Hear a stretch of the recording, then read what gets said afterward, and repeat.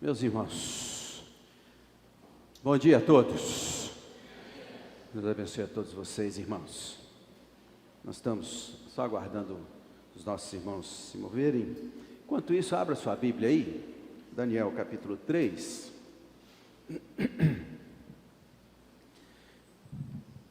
Livro do profeta Daniel, capítulo 3.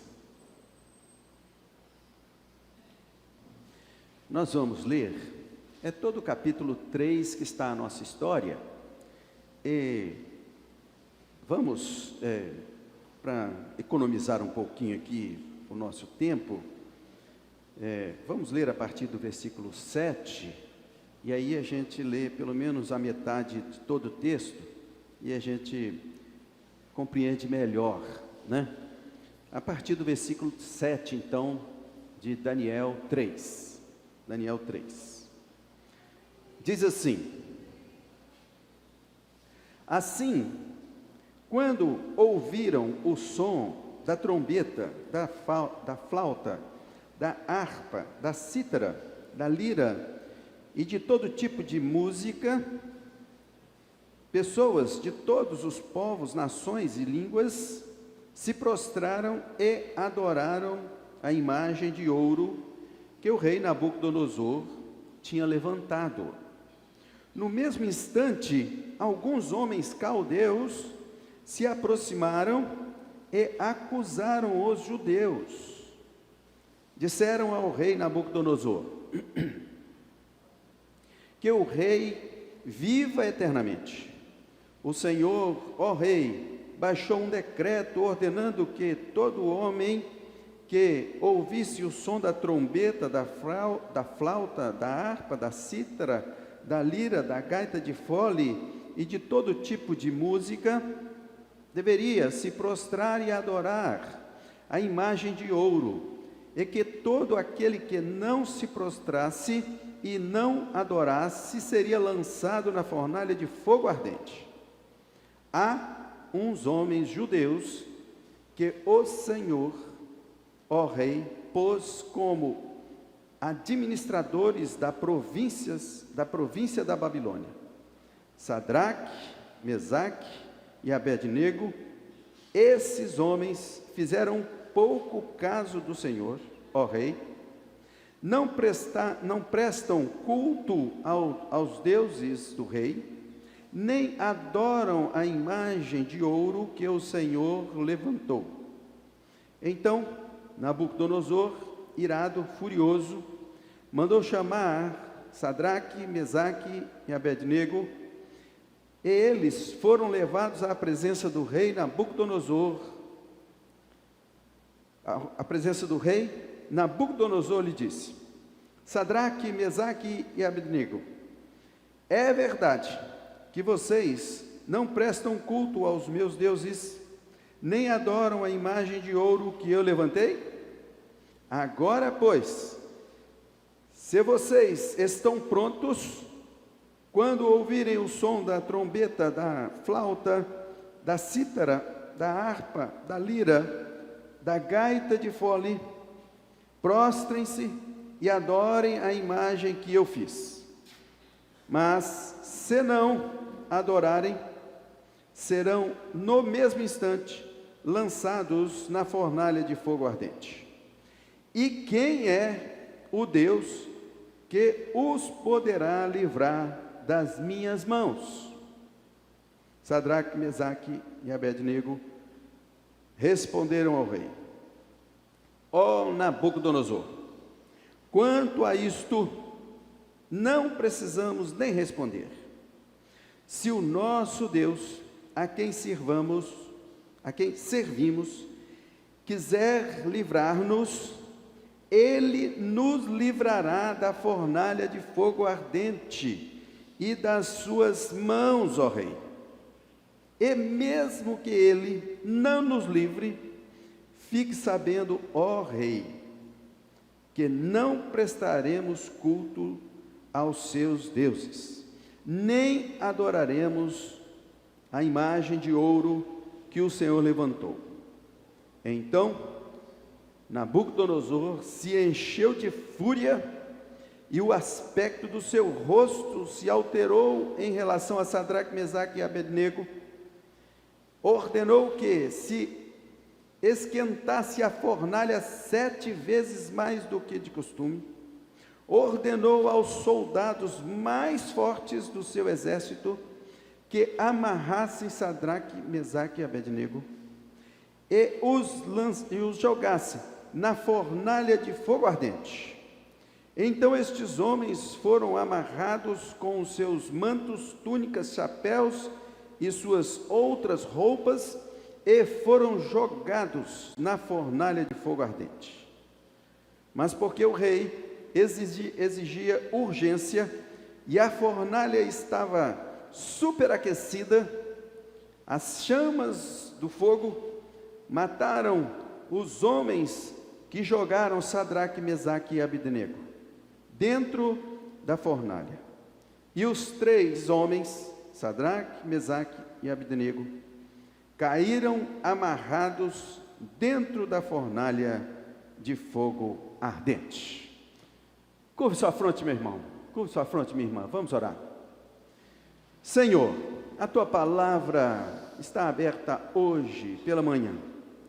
Senhor, precisamos desesperadamente do teu Espírito Santo para que o milagre da tua palavra possa acontecer aqui neste lugar. E o milagre é este, que apesar de um pregador pecador, imperfeito, está falando nesta manhã, o Senhor pode convencê-los, convencer a todos que aqui estão, de que a tua voz é que eles estão ouvindo. Por isso, Senhor, faça esse milagre nesta manhã, que o Senhor possa falar aos corações hoje, nesta noite, convencê-los que é o Senhor mesmo quem está dizendo. Em nome de Jesus, Senhor, abra os nossos olhos para vermos a tua palavra. Oramos assim agradecidos. Amém. Amém. Meus irmãos, o filme best-seller hollywoodiano, exibido pela primeira vez em 1987, que foi estrelado por Kevin Costner e também Sean Connery, que deu a este último a estatueta do Oscar de melhor ator coadjuvante neste filme. Este filme, intitulado Os Intocáveis, trata de uma trama na década de 30, nos Estados Unidos, mais precisamente em Chicago.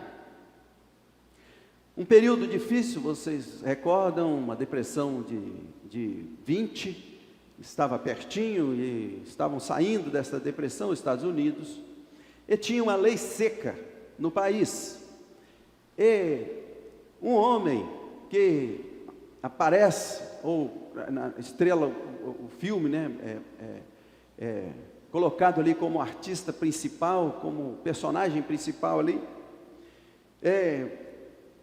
é um agente da Receita Federal Americana, chamado Eliot Ness. Ele então, para fazer cumprir a lei vigente do seu país, para fazer cumprir a ordem que ele recebeu das autoridades, ele então enfrenta os grupos de gangster mais famosos, conhecidos como a máfia italiana, e aí enfrenta Al Capone, o chefe da máfia. E nessa história, nesse enredo, Al Capone tenta de todas as formas subornar a equipe de Ness para deixá-lo em paz e ele poder fazer o tráfico da bebida alcoólica proibida na época. Mas Al Capone não logra êxito em subornar a equipe de Eliot Ness. e eles ficaram conhecidos então como os intocáveis, porque não se dobraram à propina da época, à corrupção da época. Antes, enfrentaram aquela corrupção e lograram êxito em prender o famoso mafioso Al Capone. Nesse filme, talvez você pode ter assistido, é nesse filme a cena mais do apogeu do filme, né? Quando os dois grupos se encontram, a equipe de Ness as gangues de Al Capone, num tiroteio na entrada de um metrô, e um carrinho de bebê desgovernado vai descendo a escada com um bebê dentro, e tiro passando, cruzando aquele carrinho, batendo para lá, batendo para cá, e por fim a mãe consegue segurar o carrinho de bebê e o bebê são. Uma inovação para a época dos filmes de Hollywood. Mas eu gostaria de chamar aqui para vocês nesta manhã a atenção para o nome que foi dado a estes homens. Eles não se dobraram à corrupção. Eles não foram corrompidos pelas forças poderosas de então. O filme faz questão de ressaltar que Eliot Ness não era um policial, ele era um agente do Tesouro, da Receita Federal. Para que pudesse ser entendido que polícia, juízes, a justiça, o aparato todo estava comprometido, e foi necessário então um agente do Tesouro Nacional que pudesse então lograr êxito em prender, em desmantelar aquela ação que estava vigindo ali naquela cidade. O clima estava ruim. A sociedade americana no filme se mostra com horror, pressionada por conta da onda de violência, da onda de corrupção, da onda de toda sorte de desafios da sociedade de então. Mas esses homens não se dobraram. Eles seguiram o caminho e tomaram o nome de Os Intocáveis. Meus irmãos, a história que nós lemos para vocês tem algo parecido com isto. Na verdade, o filme é parecido com essa história. Aqui nós vemos a história de 3 homens que viviam também num período muito difícil. Eles viviam numa corte, no alto comando do país de então, do governo de então, o reino da Babilônia, o império da Babilônia. Eles viviam no meio da política, da influência. Eles eram governadores, eles eram prefeitos de províncias. Eles estavam ali obrigados, fazendo serviço, foram deportados da sua terra, e estavam ali trabalhando naquele país, no meio de tanta gente diferente, de tantos povos conquistados, de tantas outras pessoas que estavam também na mesma situação deles, e tentando ganhar poderes, tentando ter influência, e desta influência receber alguma coisa. E nesse antro de dificuldade, esses 3 homens aparecem ali. Obviamente estamos no período do cativeiro babilônico, ou seja, 18 anos antes disso, antes desse período, que estava acontecendo é que Nabucodonosor tinha ido lá em Jerusalém e tinha tirado do trono o jovem rei, né? Ezequias. E este Ezequias tinha sido levado para a Babilônia, e junto com estes homens também, que eram nobres, inteligentes e capazes, e tinha colocado lá no trono de Jerusalém o tio de Zedequias. E aí então este vassalo do reino da Babilônia, do império da Babilônia, estava administrando lá este período de 18 anos atrás até aquele momento. Não obstante, o rei que foi colocado no lugar de Joaquim foi Zedequias. Joaquim foi tirado do trono, Zedequias foi colocado no trono, e Zedequias, seduzido pelas forças políticas da época, que era o Egito, foi e rompeu com a Babilônia, o tratado de vassalagem que eles tinham com Babilônia. E o rei Nabucodonosor, em 586, voltou, 586 a.C., voltou na Babilônia e arrasou com a cidade. A segunda vez que Nabucodonosor foi lá. E arrasou com a cidade. Desta vez arrasou mesmo, queimou tudo e levou mais gente preso. Depois dessa incursão em Jerusalém, ele volta então, e aí do final do capítulo 2 ao início do capítulo 3, segundo os estudiosos, segue aí uns 11 anos. E aí então, esses nobres foram apresentados, estavam servindo naquele governo, e diante daquele retorno de Nabucodonosor, já vitorioso e ousado pela segunda vez, já tinha, segundo Jeremias, levado Zedequias à fornalha de fogo ardente, já tinha o executado com este modelo de execução. Chegou ele vitorioso na cidade da Babilônia, e talvez por conta disso, pelo afã de ser ele o poderoso, o maior, né? o Senhor dos senhores, por ele se engolfar, então ele criou naquele momento uma estátua de ouro, e que as pessoas tinham que se dobrar diante dele, dessa estátua, em reverência ao rei, que era o supremo. E a norma, conforme nós vimos aqui, irmãos, a norma era a seguinte: quando trocar as músicas, todos devem se dobrar. As músicas, os instrumentos alistados aqui por várias vezes, aparecem aí as flautas, as trombetas, as harpas, as cítaras, as liras, as gaitas de fole, todas as músicas, quando tocasse, todo mundo tinha que reverenciar a estátua de ouro, erguida pelo rei, e reverenciá-lo. Não obstante, irmãos, estes homens que estão aqui alistados, Sadraque, Mesaque e Abed-nego, judeus, fiéis, decidiram não se dobrar. A princípio, meus irmãos, estes homens,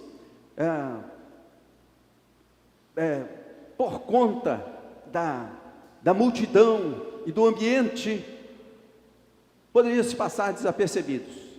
Mas como estavam eles numa corte, onde havia poderes tentando se sobrepor neste lugar, sendo eles homens trabalhadores, fiéis, honestos, sendo eles abençoados, conforme diz o final do capítulo 2, serem inteligentes, capazes, provavelmente neste conflito de interesses, o ciúme entrou naquele lugar, e segundo o texto que lemos para vocês, imediatamente alguns homens acusaram esses judeus.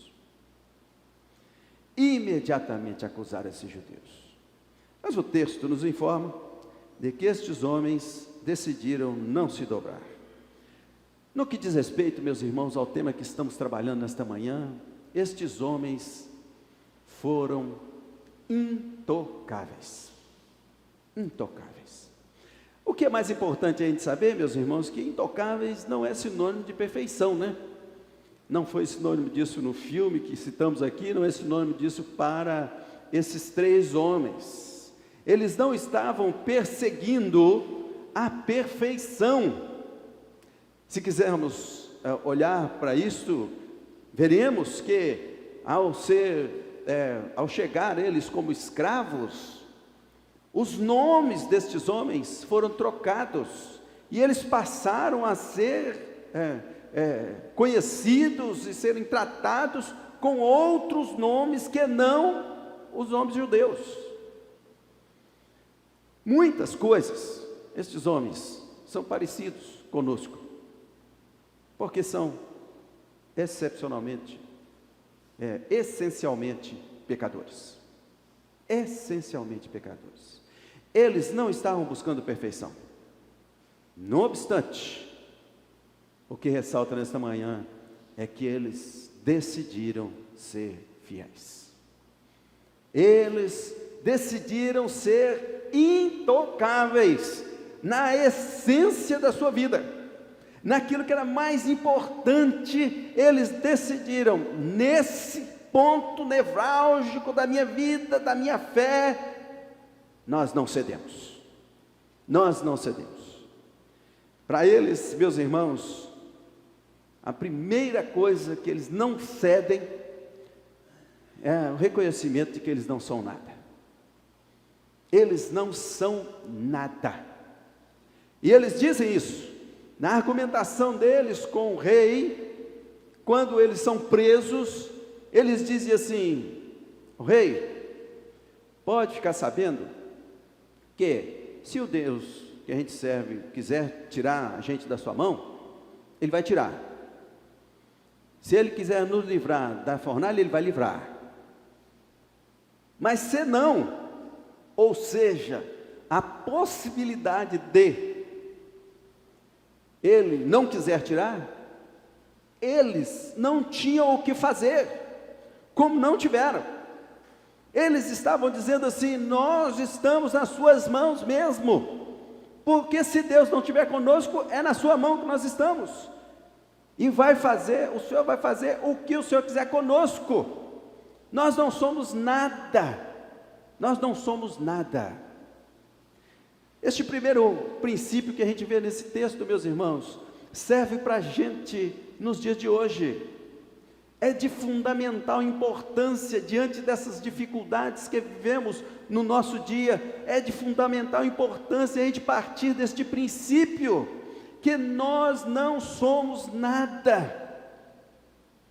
Ou seja, somos sujeitos a tudo. Sujeitos a errar, sujeitos a pecar, sujeitos a decepcionar, sujeito a tudo. Nós somos sujeitos a roubar, a matar. Nós somos sujeitos a tudo. E é por conta disso que nós precisamos declarar e assumir. O povo americano tem os fundamentos da sua democracia sobre isto, sobre esta verdade: todo homem é pecador. O princípio bíblico do apóstolo Paulo diz: todos pecaram. Nós temos que vestir essa camisa, porque se nós não vestirmos esta camisa de que não somos nada, nós não podemos buscar o que está nos faltando. O que eu quero dizer de outra maneira é que se você não conhece a Jesus, se você não se reconhece pecador, você nunca poderá achar Jesus, porque é necessário assumir que você é pecador, que você não tem condição, você não é nada, você está nas mãos de quem é mais forte que você, e Ele vai fazer com você o que bem Ele entender. A primeira coisa que você tem que admitir, tal qual estes homens que foram impecáveis na sua fé, eles disseram: nós realmente estamos nas tuas mãos. Primeira coisa, meus irmãos, nós não somos nada para seguir o caminho destes homens, sermos impecáveis também, sermos intocáveis também. A segunda coisa que eu gostaria de ressaltar para vocês aqui é que fica claro nessa história. É verdade que aqueles homens não tinham nada. E de fato, o texto nos diz assim, né? Que Nabucodonosor amarrou-os com os soldados mais fortes e mandou lançá-los numa fornalha de fogo ardente 7 vezes mais aquecida. Ou seja, não tem jeito, não tem escapatória, né? Mas é indispensável, meus irmãos, o que se sucede, a gente entender isso. Eles não eram nada, mas eles só tinham uma coisa: a fé. Eles só tinham a fé. E veja bem, irmãos, a crença deles, a firmeza deles, não estava em Deus poder fazer. Eles acreditavam que Deus podia fazer. Eles acreditavam que Deus era todo poderoso. Eles acreditavam que o poder do universo estava nas mãos de Deus, que Deus é quem criou tudo, que Deus é dono de tudo, que Deus os criou e é dono deles também. Na verdade, o poder de Deus não estava em xeque nesta hora para testá-los na fé. Eles acreditavam que Deus podia tudo.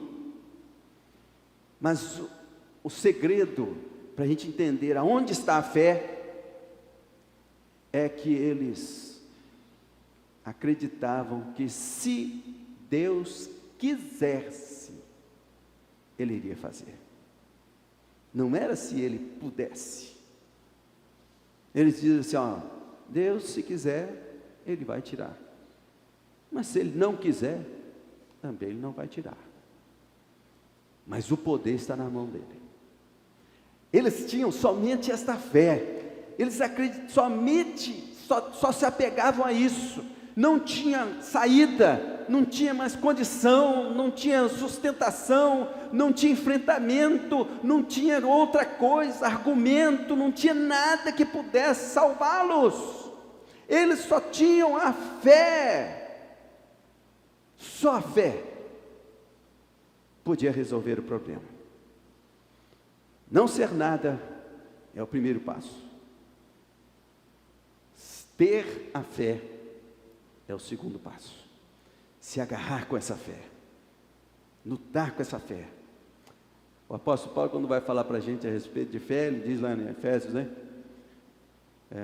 A respeito da fé, que é pela fé e não pelas obras, e isso não vem de vós, é dom de Deus. Não vem das obras, mas é um dom de Deus. Quando nós falamos sobre fé, irmãos, nós falamos, fé é algo essencial, que tem duas constituições, são juntas como uma moeda, algo que é nosso, que Deus estimula em nós, algo espiritual que está dentro de nós, e algo que Deus dá para a gente como um presente, e nós vamos trabalhando e juntando essas duas coisas, que caminham juntas, que nós não sabemos aonde começa uma e termina a outra, mas que estão ali, aquilo que nós lutamos com todas as nossas forças, e aquilo que Deus dá para a gente de presente, e manda a gente desenvolver esta fé. Esta fé, que é a fé que salva, essa fé que faz a diferença, para que homens e mulheres possam ser intocáveis nesse aspecto da vida.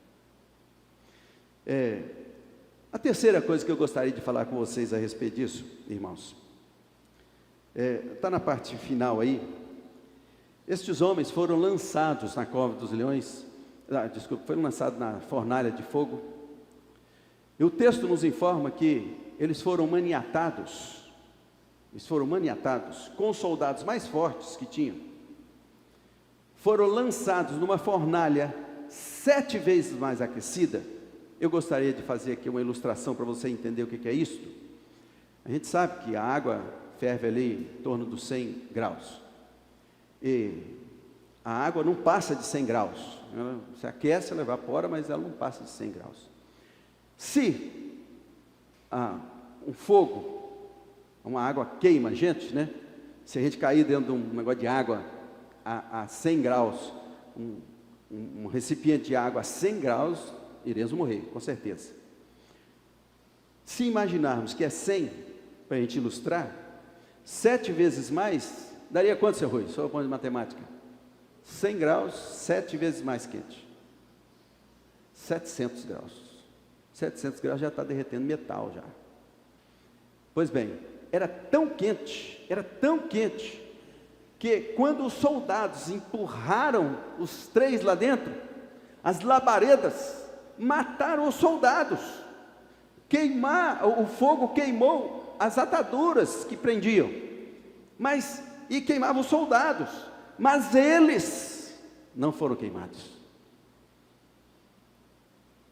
E o que é importante, meus irmãos, para a gente aqui, é saber que eles não tinham nada. Eles sabiam disso, e sabia também que eles tinham a sua fé, mas eles sabiam também que fé é algo que vem de Deus, mas eles precisavam de ter quem? Deus com eles. Muitas vezes a gente confunde fé com Deus, mas eles precisavam de ter Deus na vida deles. Eles sabiam disso, que só Deus podia resolver, só Deus era o Deus da vida deles. No meio de um país que havia muitos deuses, que todos adoravam vários deuses, que ele estava enfrentando e ele não queria se dobrar diante deles. Ele sabia quem era Deus para eles. Eles chamavam, conheciam Yahvé. Eles sabiam o poder de Yahvé. Eles tinham a experiência com Yahvé. Lembra? 12 anos atrás, eles estavam sendo provados, sendo fortes, aparentemente, de vista, homens mais fortes do que os outros. Os outros comiam carnes, comiam alimentos fortes, calóricos, que davam nutrição para eles, e eles só comiam legumes e água. E eles experimentaram e viram que Deus podia fazer na vida deles. Eles só tinham Deus naquela hora, ninguém. Parece-nos até que Daniel não aparece nessa história, né? Talvez ausente por alguma atividade diplomática, nos parece que ele está ausente, mas nem Daniel estava lá. Os 3 só tinham Deus, não tinha quem se agarrar, e eles foram buscar Deus, eles foram atrás de Deus, e se agarraram com Deus, e por conta de temer este Deus, eles alegam: pode ter certeza, ó rei. Eu faço uma alusão aqui, meus irmãos, nesta hora, para a gente entender, de maneira interpretativa, como seria isto. Nabucodonosor, enfurecido, o semblante dele estava, conforme o texto, né, estava transtornado. O homem mais poderoso do mundo, raivoso, e os 3 diante daquele homem. E eles disseram para este homem, nesses termos: olha, Nabucodonosor, se não precisa nem esperar tocar a citra, a gaita de fole, não precisa nem de esperar tocar, porque nós não vamos adorar a sua imagem de escultura. Nós não vamos, porque se Deus quiser tirar a gente, Ele vai tirar. Se Ele não quiser, Ele não vai tirar, como fez com o rei Zedequias, não tirou. Se Ele não quiser, Ele não vai tirar, mas nós cremos que Deus tem todo o poder, e nós não vamos nos dobrar. Nós tememos a esse Deus, nós amamos a esse Deus, nós estamos dispostos a entregar a nossa vida para fazer a vontade dEle. Nós não vamos nos dobrar. Isso você não vai levar de nós. Nós temos um único Deus e nós professamos esse único Deus. Diante daquela afirmativa, meus irmãos, o rei ficou mais angustiado ainda, né? E aí, quem pode tudo, hoje a gente sabe aí o que isso significa no nosso Brasil, né? Quem pode tudo, né?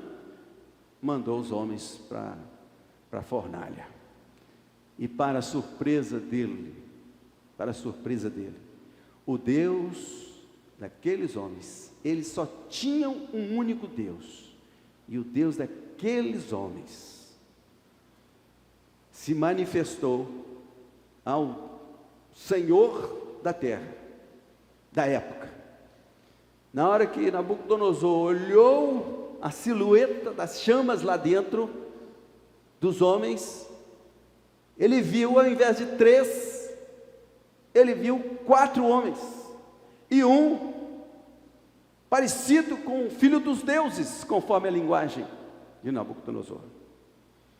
E perguntou aos seus auxiliares: o que é isso que estão vendo? Não são 3 lá dentro, na fornalha?